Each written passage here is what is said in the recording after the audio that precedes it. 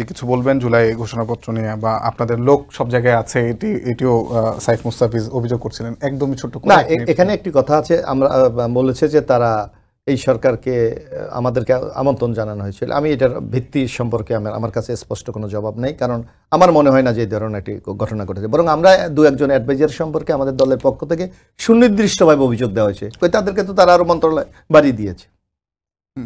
সুনির্দিষ্টভাবে আমাদের দলের পক্ষ থেকে বলা হয়েছে এই ডক্টর ইউনূসের নেতৃত্বাধীন যে এই চেতনাকে ধ্বংসকারী দু একজন লোক এখানে আছে, সরিয়েছে।